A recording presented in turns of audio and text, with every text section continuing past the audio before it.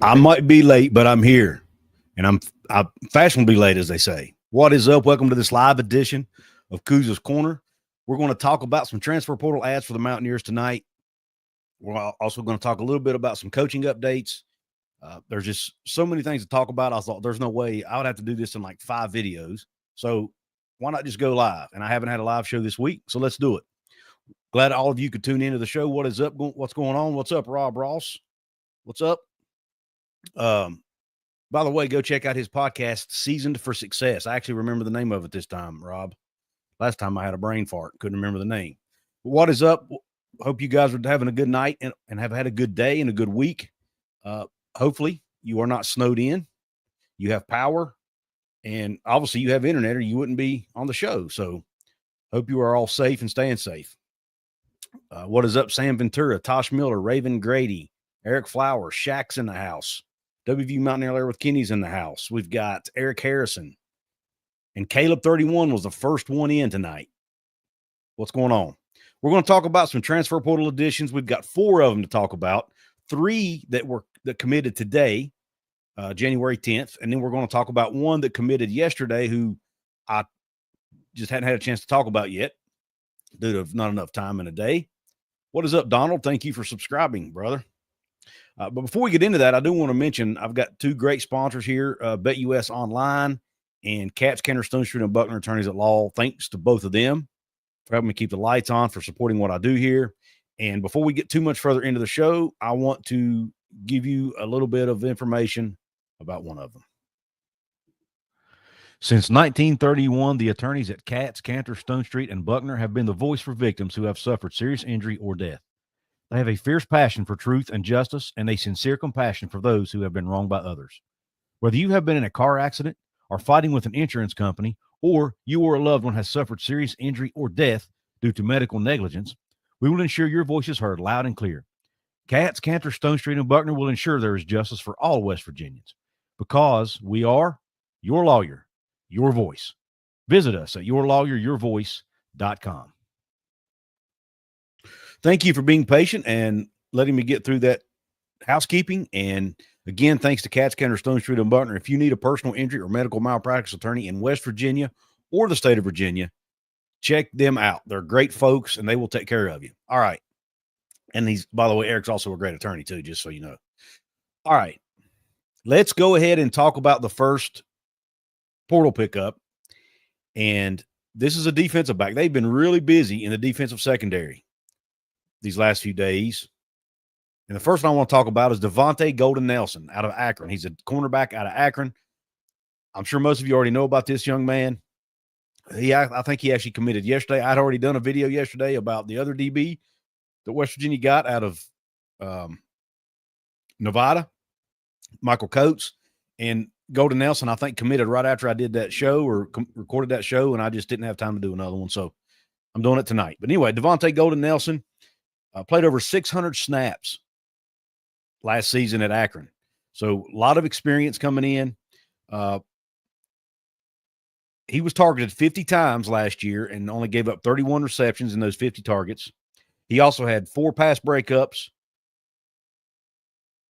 and 7 passes defended. Now, I look back at his game against Ohio State that Akron played. One of his 7 passes defended were in that game. He also had 4 tackles in that game. And then you've got, and then going back to 2023, he also had a couple interceptions. So he's a really good player. A lot of experience. You can see what this staff, you can kind of look at the type of, they're bringing in players that are very experienced.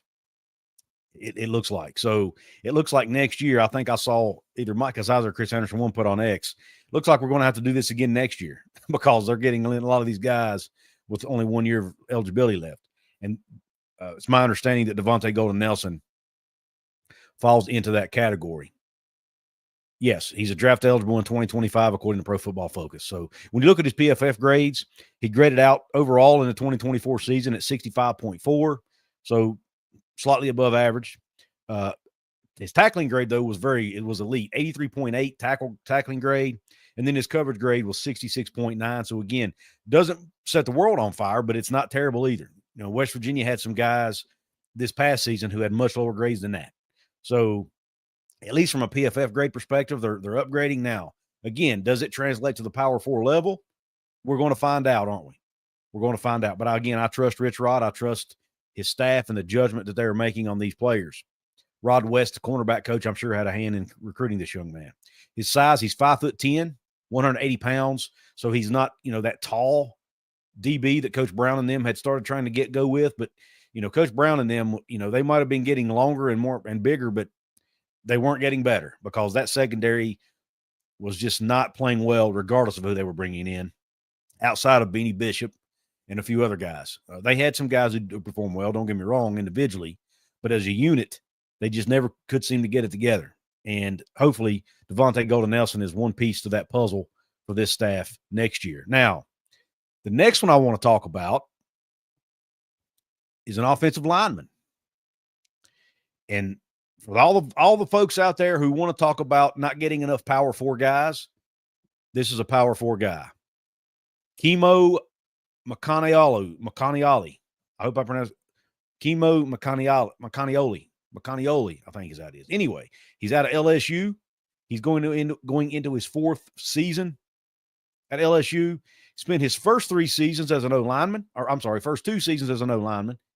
Last season, 2024, he actually moved over and played defensive line. But it's already been pretty much confirmed by both Skylar Callahan and others, and then also Dressler, who is the assistant offensive line coach. I think it's Derek Dressler. The assistant O-line coach at West Virginia has actually is retweeting this young man, saying he can't wait to coach him and things like that. And again, I'm paraphrasing, but that's not an exact quote. But he did quote tweet Kimo. So that tells you what their plans are for him. They want to go back and put him back on the offensive line. And I personally think that's a smart move. It's where he has the most experience, and it's where they have the most need. Let's be honest. They lost their entire starting O-line and a couple of backups from this West Virginia team. So they need depth at the O-line position. This gives them a big body to bring in with Macanioli. But when you look at his O-line, his last season playing the offensive line in 2023, he played 37 snaps at offensive line in 2023 for LSU. Graded out at about 64.2 overall. His pass blocking grade was not good. It was only 17.5, but out of the 37 snaps, only 11 of them were in pass blocking situations. He played mostly in run blocking situations where he graded out at 67.6. Again, Rich Rod's going to run the football a lot, so looks like they got a good big body here in Macanioli. And then in 2022, he played 26 snaps at O-line, graded out at 63.6. His pass blocking grade was much better, 78.2, but again, small sample size, only played 5 snaps in pass blocking situations. His run blocking came in at 60.6. So he's about average in run blocking and was slightly above average in 2023. So, but again, he's a big body. He's experienced at the offensive line, and I'm excited about them bringing him in. And again, I recommend you go Google him. Just check him out online. Kimo Macanioli, very, very a very big young man. And I think he comes in at around I think he came in at about 3. I'll have to look at his size. I don't have it in front of me. Anyway, you can check it out online. You can Google it. I forgot to write that down, and I don't want to waste your all's time looking it up. It messes up the flow of the show, man. And I'm rolling here. I'm rolling, and I don't want to stop. So anyway, check out Kimo Macanioli. I think it's a huge pickup. Anytime you get a guy who's been practicing for 3 years against SEC competition, and, moving to the defensive line, there's one part of my brain that says, well, that may have set him back a year, right? Playing something that's not going to be his natural position. He wasted a year. But I don't look at it that way, because by being on the defensive side of the football, it may have given him a totally different outlook of what offensive linemen do, right? Because he's trying to go against them. He's trying to beat them every day at practice. So he will know now what the defensive lineman he's going up against, he will know what they're trying to do. So I actually think it could potentially give him a little bit of an edge there if he utilizes it correctly, because he has now played that side of the ball at that level and may get a better feel for it. Just a theory. again, at the end of the day, it's all going to come down to how hard he works, how much time he puts in, how well he takes coaching, and how much he develops. All that's going to come into play, but I'm excited to get a power 4 O lineman in the fold in Morgantown. And I think you should be too. The third player I want to talk about today could be CJ Donaldson's replacement.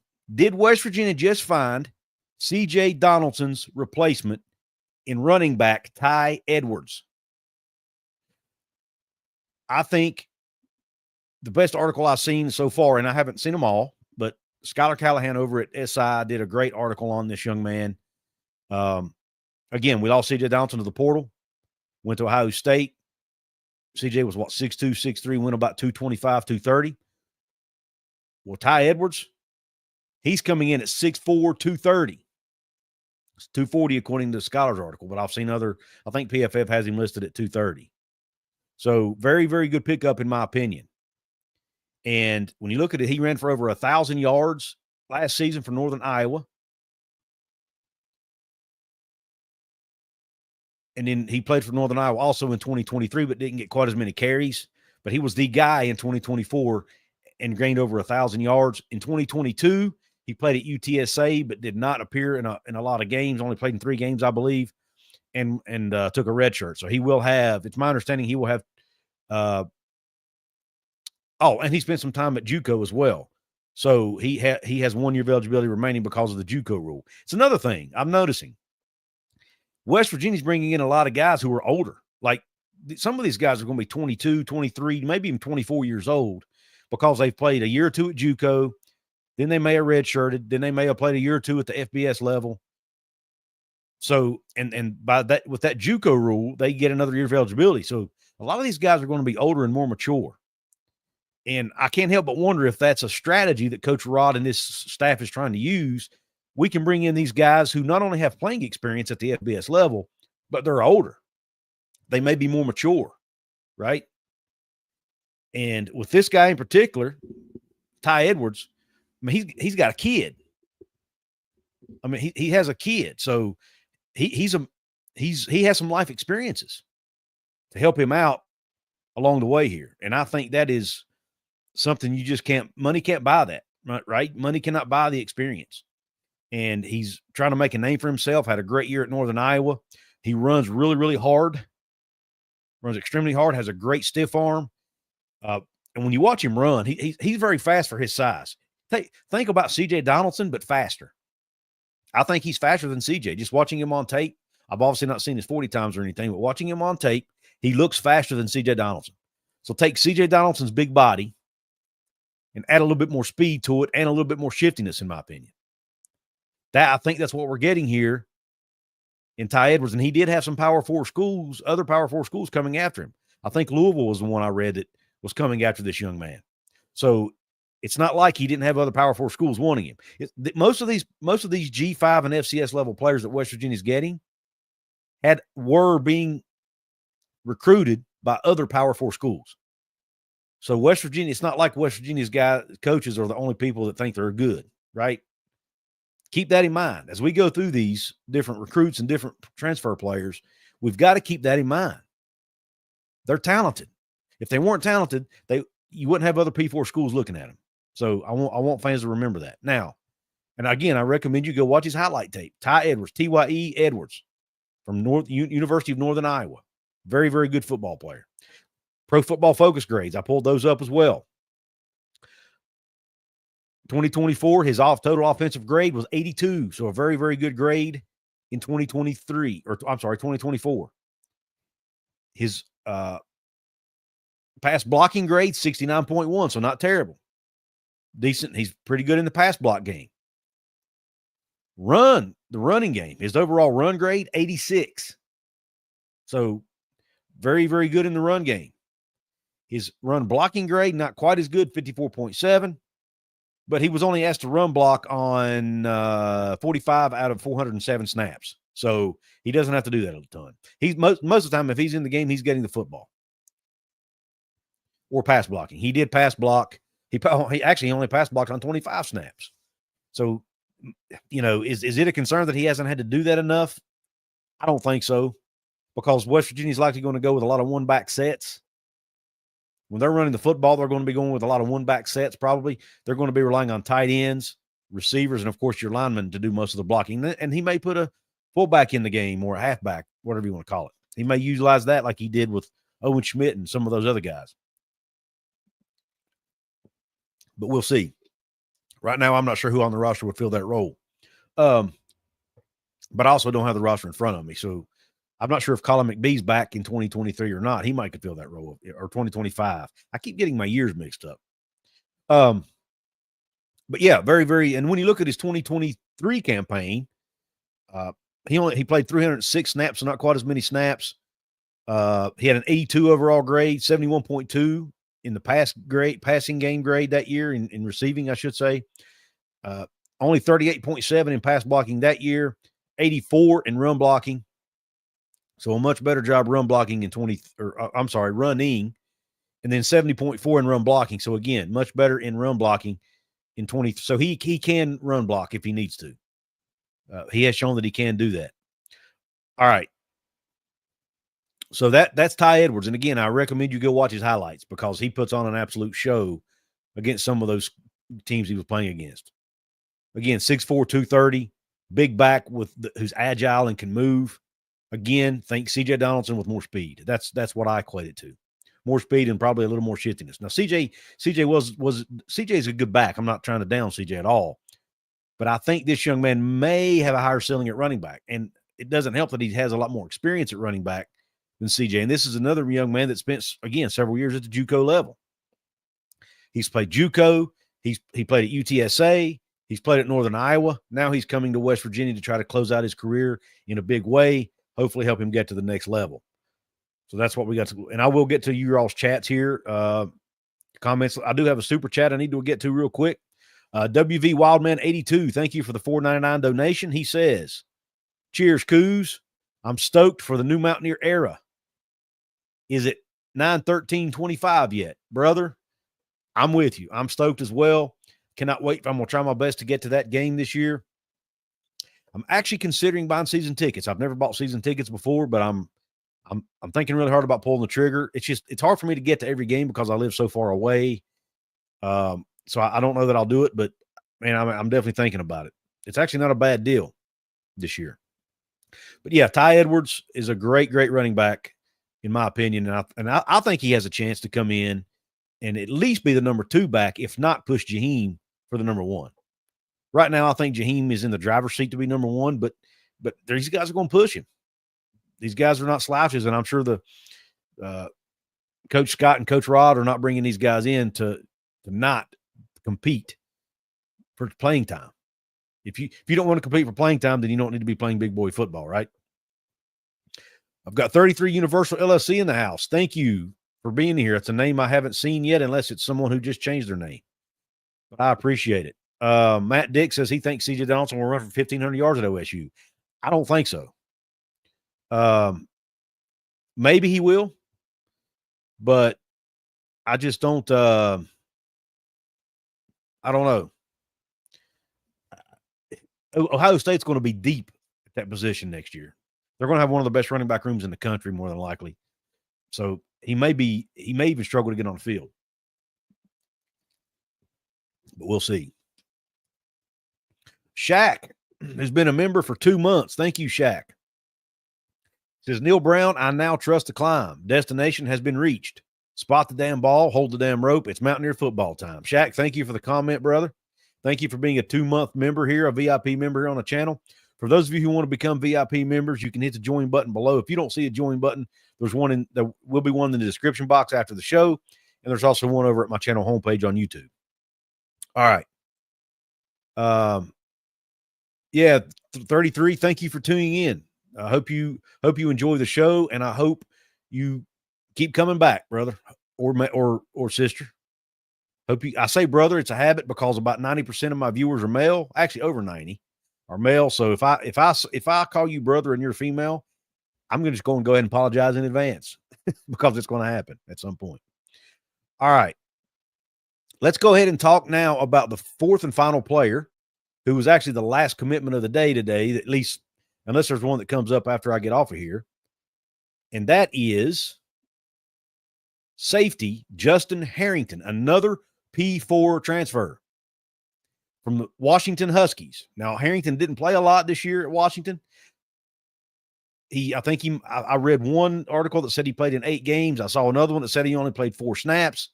I don't know what the number is, but he didn't play much. I think he recorded 3 tackles maybe all season, but he's battled injury most of his career, or at least part of his career. But if you look back at his previous stop, it was actually at Oklahoma. He spent 2 years at Oklahoma. And when you look at his career at Oklahoma, let's look back at the 2022 season.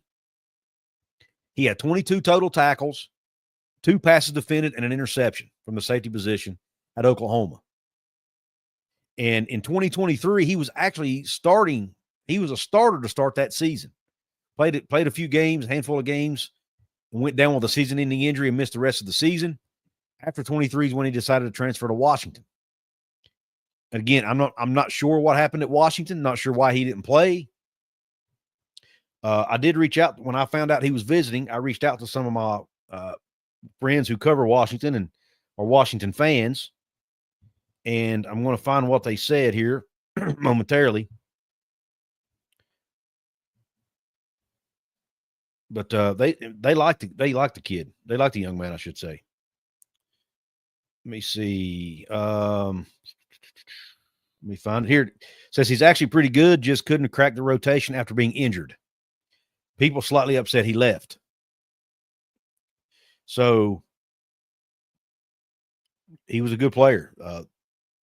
They had high expectations for him, apparently. Just injuries. Again, another example of injuries derailing someone's career, but West Virginia has a chance to come in. They have a chance to get a fresh start, a new start at a new place, hopefully healthy. So if these – and this is another player, and he came from the JUCO ranks or the community college ranks, whatever it was. So he goes from JUCO, was a 4-star recruit coming out of JUCO out of Raleigh, North Carolina. So he comes from the JUCO ranks as a 4-star, plays 2 years at Oklahoma, again, practicing every day against some of the best players in the country. Then he transfers to Washington, again, where he's practicing every day against Power 4 competition. But injuries derailed his career a little bit. Let's look at his PFF grades from his time at Oklahoma. In 2022, 154 total snaps, 69 of those in coverage, 79 in run defense, 57.7 overall defensive grade, a 66.5 run defense grade, 78.1 tackling grade. So he's a very good tackler, apparently. His pass rush grade was only 48.8, but he only did that 6 times. And then a coverage grade of 55.1. But when you look at 2021 at Oklahoma, his pass coverage grade was an 89.3. Then he was a 76.3 in the couple of games he played in 2023. So he can cover. He's not a bad coverage player. And Paul sent me some clips earlier of some practice footage that he found to him, I guess on X or somewhere, of him covering guys at practice. And man, and this was at Oklahoma, by the way. And he looked elite to me. I mean, he was doing a really good job covering those Oklahoma receivers at practice in like a 7-on-7 type drill. So he's a great athlete. I think this is another great pickup. He's 6'3", 209, by the way. So he actually does have some length and some size to him, a bigger body, and he will probably play the nickel or that slots position, might even play in the box some. When you look at his snaps by position, he played in the box, or it's a slot, or at the free safety. So he spent a lot of time at all 3 places. He can play in the box, he can play the free safety spot, or he can play the slot, cover the slot guy. So he's versatile, and he's even played a little bit at corner. So he can do it all. So again, Justin Harrington, a P4 transfer who has had success and did actually crack the starting lineup at Oklahoma for Brent Venables in 2023 until he got injured. So that shows he's talented to me. So another talented player that Coach Rod and his staff was able to bring in out of the transfer portal. Justin Harrington, who goes by the nickname Show, SHOWW, I believe it is. So great pickup for Coach Rod and the staff. Before we move on to talking about the coaching updates and then also getting to the chats, to the comments, I want to give a quick shout out to my other sponsor here. If you're looking for a brand new sports book, if you want to place a bet on the game that's coming up here in just a few minutes between Ohio State and Texas, there's still time to get a bet in on that game. And you can also obviously make prop bets during the game as well. Or if you want to bet on any other event and you looking for a new sports book, look no further than our friends over at BetUS. On your very first deposit, you get a 150% sign-up bonus with promo code YouTube150. You get 125% sign-up bonus on your next two deposits, up to a grand total of $2,000. Please make sure you play responsibly if you do play. Remember that you must be 18 years of age or older to play with BetUS. And remember that if you have a gambling issue, please get help. Please call 1-800-GAMBLER, or if someone you love or know has one, call 1-800-GAMBLER to get help. All right, now let's talk about staff announcements. Not a whole lot to talk about here. I do want to just real quick mention that Travis Trickett's title is now lead or special offensive assistant or lead offensive assistant, something like senior offensive assistant. It's senior offensive assistant. I don't know what that means. It's not offensive coordinator, so I don't have any idea what he's actually going to be doing, but it does put him, I think, slightly in a higher pay bracket than most of the other assistants on that side of the ball. Outside, I think, of the O-line coach. So, looks like he might be the second voice in the room outside of Rich Rod. I'm not sure, but at least in title, that's the case.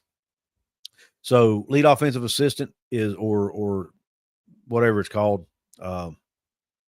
is Travis Trickett. And then, but I think him being back just for recruiting purposes is something that is very important in my opinion. But the main one I want to talk about in the show is Gabe Franklin. He is the safeties coach. The other night on the Golden Blue Breakdown show, me and Jonathan were talking. I could not think of Gabe Franklin's name to save my life. It had been leaked several days ago that he was going to be the safeties coach. West Virginia actually made it official, I think today or maybe yesterday. Don't remember. The days are, they're all blending together at this point. But Gabe Franklin's been out of coaching, at least at the college level, since 2020. His last stop was at Boise State, and he had a lot of success there. And that's actually where he and Zach Alley, that's why they know each other. I think they both spent time on the Boise State staff together. But WVU Sports did a really good write-up on Franklin in his past.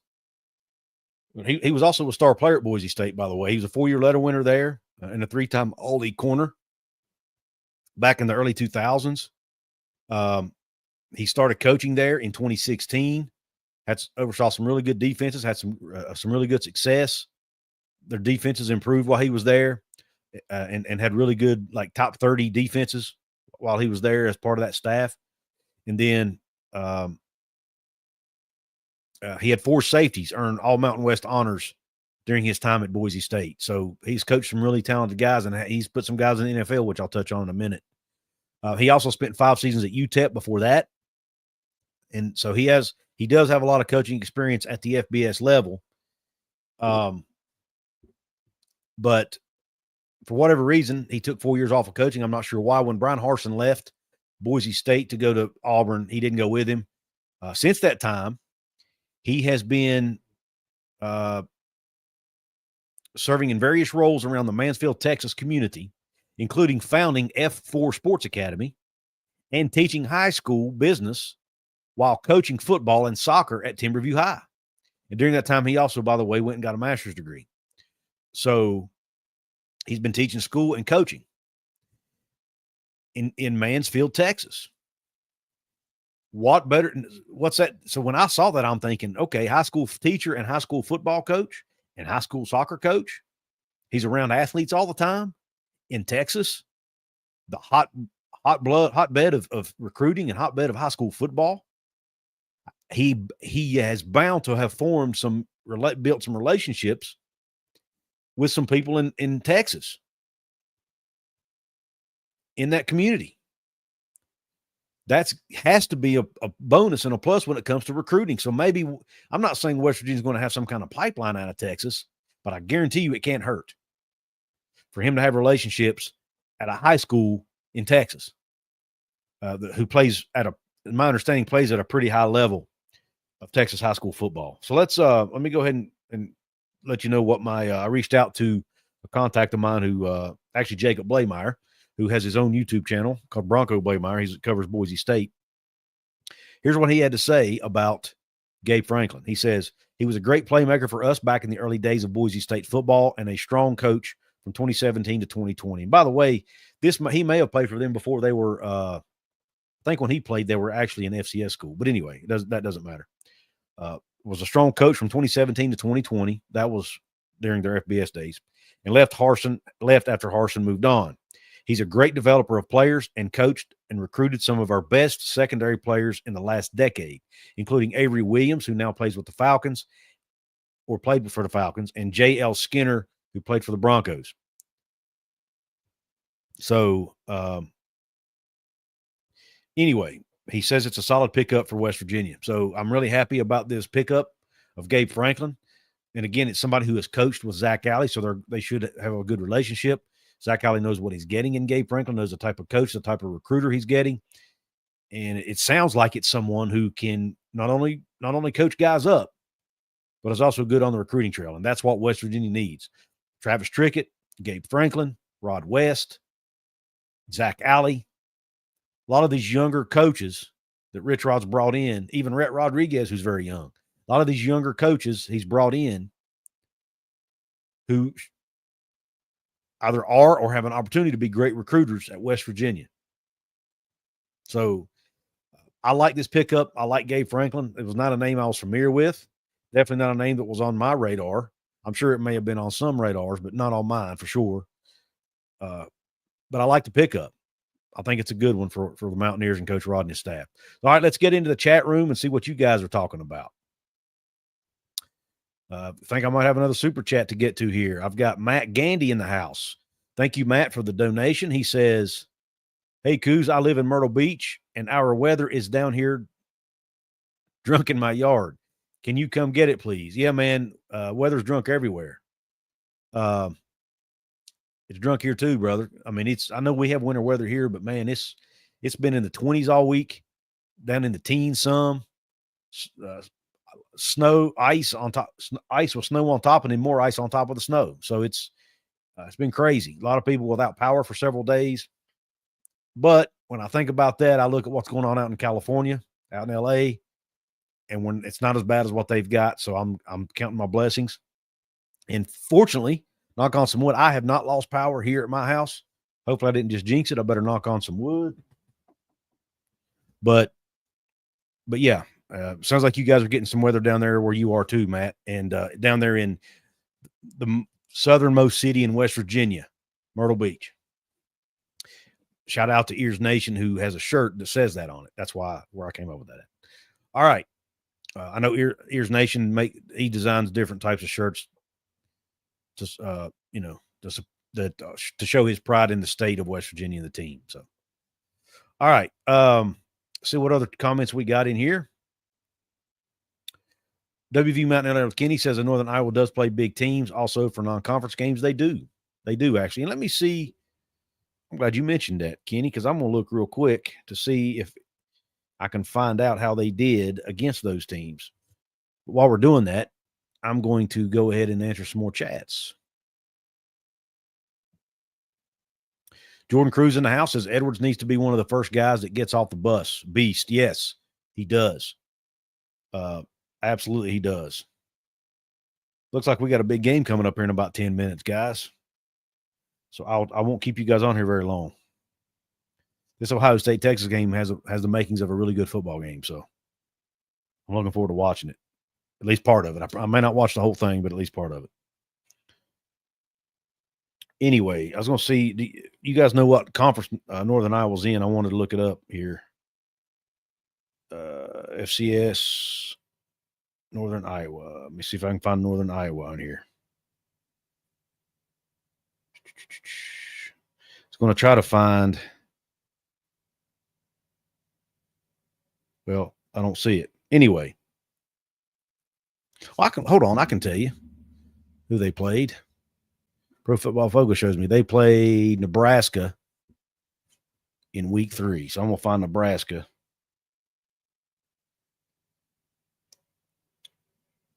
in week 3.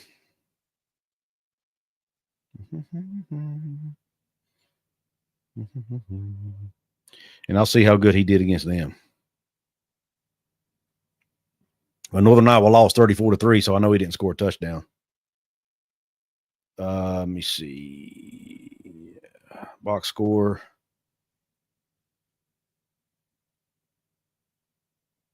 Carried the ball 10 times for 30. They didn't have a great game against him. Carried it 10 times for 37 yards, but nobody did. They only ran for 139 yards as a team. So that one's not a great example. But again, it's hard to, it's an FCS school against a Power 4 school. So, Nebraska probably dominated them at the line of scrimmage. So he probably didn't get a whole lot of opportunities to make big runs or anything. So you got to take that into consideration. But I did want to look that up real quick since Kenny mentioned it. See, CJ, Jeff Ruff in the house watching over on X says Rich Rod's dudes will be different than what we've seen around here for the past 6 years. I agree. And by the way, if you're watching on X, first off, thank you for watching. And secondly, I asked once the show's over, I recommend you come over to my YouTube channel, check out previous episodes, past episodes, past live streams that you might have missed, because I do not, obviously my pre-recorded stuff does not go up on X, only my live streams. So you can come over to YouTube, Couz's Corner. Also, want to shout out my basketball channel, Hoops from the Hills. I cover West Virginia basketball. We'll be all season long over there. Just put out a Colorado preview show today. You can check it out over at Hoops from the Hills, where I, again, previewed West Virginia, Colorado. I do a score prediction, keys of the game, those types of things. WV Wildman says, I agree with that too. I said that when Hurd was getting there. Kenny Evans, who's a VIP member here, says, so ready for West Virginia season to start. So glad to be out of trust to climb crap. We are on a rocket ship now. I'm excited too, Kenny. I'm excited too, man. Let me see what other, make sure I get to the VIP members first. Let me see. Kenny Evans again says, I want to see our defensive guys lay the wood to them teams, not play tag. I'll tell you what, I know one guy who will is Fred Perry from Jacksonville State. He will flat out lay you out. Next, probably the biggest hitter we've had since Kaiser White. And you guys remember how he could hit. So I'm loving that. All right. Let's see. WVU Fan 13 says, Eric Harrison, do you have cheer for someone between those two? Oh, okay. There's a conversation going on. T Jinx 048, who's a new VIP member, says, I'm usually more optimistic about my Pittsburgh Steelers than I am about WVU, but not now. Any thoughts if Noel Devine will bring his son Andre with him? I believe he's with Jacksonville State. He is with Jacksonville State. I have not heard. I mean, everybody's kind of assuming that. As far as I know, though, he's not in the portal. So I'm not sure, how that would work. But there is going to be another portal in the spring, another portal window. So maybe he gets in then. But there's also some belief. And look, I've never seen the young man play. He didn't play any this year at Jacksonville State, I don't believe. But there's some, I have heard that maybe he's not good enough to play at West Virginia, I'm not sure. But if he is, then, it wouldn't surprise me one bit to see him hit the transfer portal in the spring and then come over to WVU to play. But again, we'll have to wait until spring, because like I said, as far as I know, if you guys know better than me, let me know, because I don't think he's in the portal and he can't go in right now unless there's a coaching change at Jacksonville State again, because their 30-day window is already closed. Got Dime Drawer 4 in the house, another new name that's popped up. Says, I don't want guys who doesn't want to be here. I have no hard feelings, but worry about the guys we have. Great comment.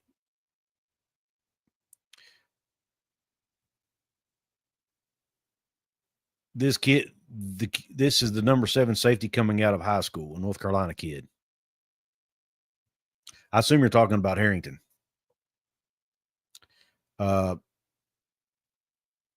He was a very highly touted recruit for sure. West Virginia Wildman says college football needs a salary cap. They're getting one as far as the revenue share their schools are going to be giving out, but there's no cap on how much outside NIL money they can get in addition to that, right? That's going to be the problem. Is you've got all these all these outside firms, collectives, and all that doing NIL. And I'm not saying I'm against that. I think guys should be able to do that.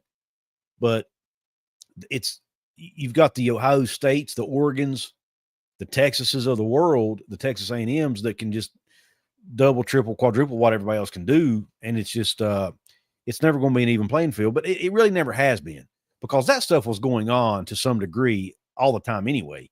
It just wasn't legal. Everybody was doing, or I shouldn't say everybody, a lot of teams were doing it under the table. So it's not like it hasn't been going on anyway. You know, it's just out in the open more now. And when it's out in the open, it becomes public knowledge. It shines a bigger light on it. WV Mountaineer with Kenny says the Notre Dame game last night was the edge of your seat. It was. And I found myself, I normally have hated Notre Dame my entire life.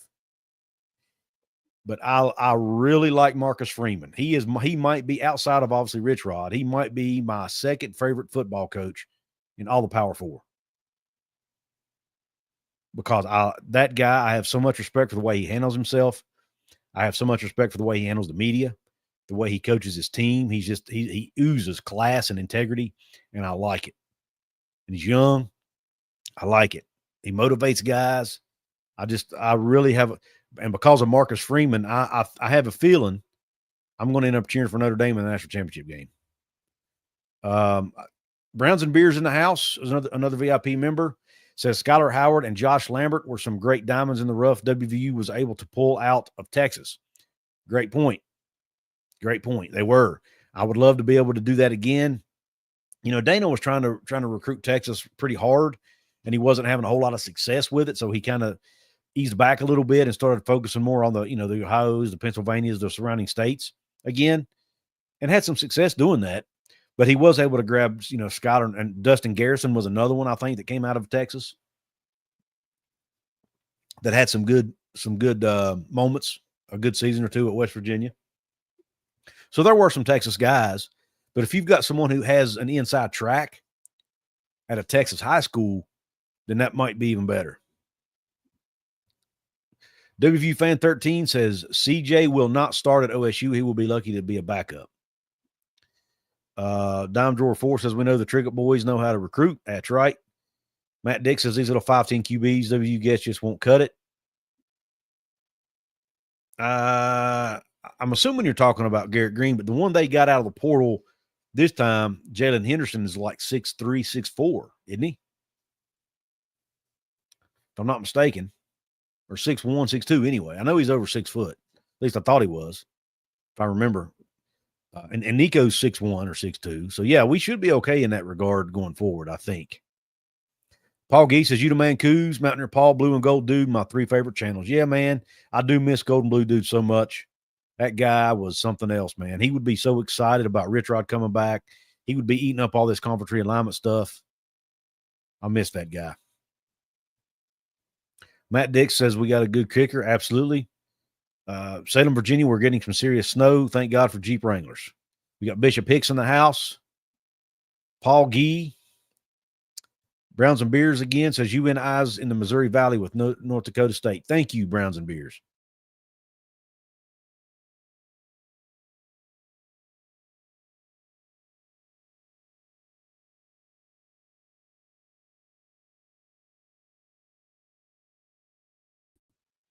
You weren't getting rid of me that easy. All right. The eye patch is in the house. Says Lee Corso just put on the Longhorns mascot head, and he gives the thumbs down. I don't know who to cheer for in this game because I hate them both. I guess I'm just going to sit down and not care who wins. 33 Universal says Nico is a dog. It's going to be interesting to see who wins the quarterback battle between Nico and Jalen Henderson. I'm going to be very intriguing to see how that plays out. I'm kind of rooting for Nico because he's been around a while, but, I just want the best man to win the job. Tom Dean in the house, another VIP member, says, I always say equal sharing of regular season revenue to give everyone an equal opportunity, but then let schools, coaches, players keep what they earn in the postseason as an incentive for winning. I like that, Tom. I like that. That's what America's all about, is winning, getting paid for the amount of work and success you achieve. He says, hey, Couz, I think we got another since the show started. Let me look and see real quick. And then I'm going to jump off of here, guys, because we got a game to watch. Let me see. I don't see it, but anyway, Paul's getting ready to go live. I think Paul's going to be going live here shortly. So I'm going to jump off here so you guys can watch him, and also so you can watch the game between Texas and Ohio State. I think you're talking about Justin Harrington, Kenny, and I did mention him earlier in the show. If there's somebody else, then I'll maybe talk about him on another show. But anywho, you guys tell me which recruits you like the best. If you're watching this on the replay, do that, please, even if you're watching it now.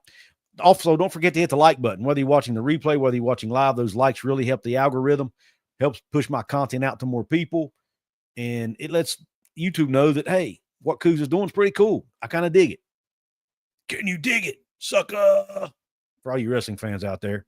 Browns and Beer says, all I'll say about tonight's game is that I'll be drinking a Country Roads Trust lager while watching to hopefully get us to this point next year. I like it. Country Roads Trust lager supports West Virginia's Country Roads Trust. I like it. I don't know what you – Paul, info, please. Not sure. He's going live in about 10 minutes, 5-10 minutes or so. Nico, that's my quarterback. Thank you, A. Chinchilla, another VIP member. And Tom Dean says, beat Colorado this weekend. Man, I hope so. I really hope so. Reminder that over on Hoops from the Hills, I did preview that game. So go check it out, please. I'm going to jump off of here. Oh, who do you see as our punt or kick returner this year? Great question. It's going to be a competition, man. I think. Just off the top of my head, don't be surprised to see Rodney Gallagher in that role because he does have some experience there, I think. I tell you what, don't sleep on Dom Collins out of Princeton. He did that in high school, and he runs he's a sub 4.3 40 kid. He can fly, and he's done it in high school. So maybe he gets a shot at it. I would say there will be several of these guys that Coach Rod have brought in out of the portal. They'll probably get a shot at it. But do not count Dom Collins out. Because if he gets the ball in his hands, once he hits a seam or the open field, they're not going to catch him. Not many guys are going to be able to catch him. Dime Drawer 4 agrees with me, apparently. All right. Listen, thank you all for tuning into the show. It was very fun. I enjoyed it. Thanks for all the support.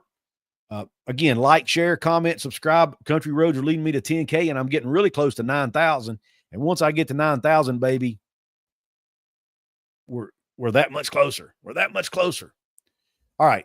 Thank you all. I appreciate it. Enjoy the game. Enjoy. For those of you who may be going over to watch Paul's show, enjoy that. Q Country Roads.